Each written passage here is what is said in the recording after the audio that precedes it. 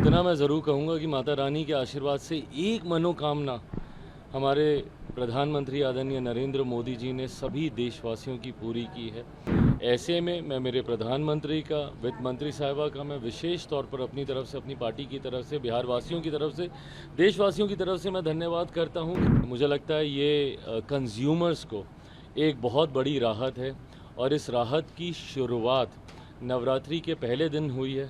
इससे और खूबसूरत लम्हा और हो नहीं सकता। सबसे पहले आज नवरात्रि की तमाम भारतवासियों को, तमाम बिहार वासियों को ढेर सारी शुभकामनाएं।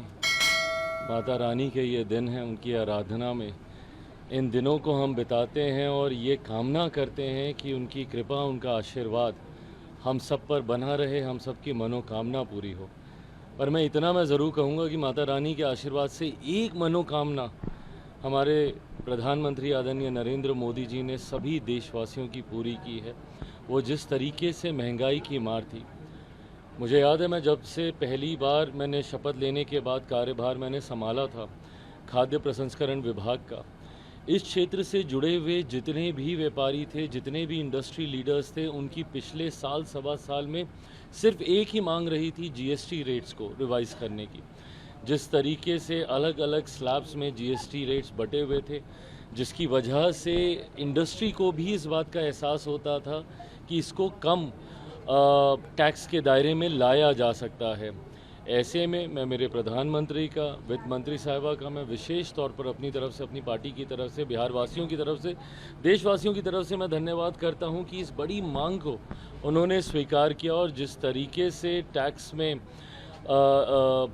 जीएसटी स्लैब्स में इन्होंने सिर्फ 2 दरों के बीच ही इसको रखा और जिसमें अधिकांश चीज़ें, ख़ास तौर पर मेरे विभाग से जुड़ी हुई जितनी चीज़ें हैं उसमें 90% प्लस चीज़ें ऐसी हैं जो 5% या उसके कम 0% के दायरे में आई हैं। मुझे लगता है ये कंज्यूमर्स को एक बहुत बड़ी राहत है और इस राहत की शुरुआत नवरात्रि के पहले दिन हुई है। इससे और खूबसूरत लम्हा और हो नहीं सकता। लेकिन विपक्ष सवाल खड़ा करे, मल्लिकार्जुन खड़गे कह रहे हैं कि 100 खाकर हज पर चली गई, ऐसे बयान दे रहे हैं। क्या मतलब क्या करना चाहते हैं? क्या करें कि मतलब महंगाई बढ़ा दी जाए, जीएसटी को बढ़ा दिया जाए? विपक्ष चाहता क्या मेरी समझ में नहीं आता। ये वही लोग हैं जिन्होंने समय समय पर खुद ऐसे सुझाव दिए भी हैं। अब ऐसा है, कोई ले लीजिए भैया, आप पहले बोलिएगा कि उसमें धांधली हो रही है वोटर लिस्ट में, उसको सुधारा जाएगा, तो वो प्रक्रिया आपको स्वीकार नहीं है।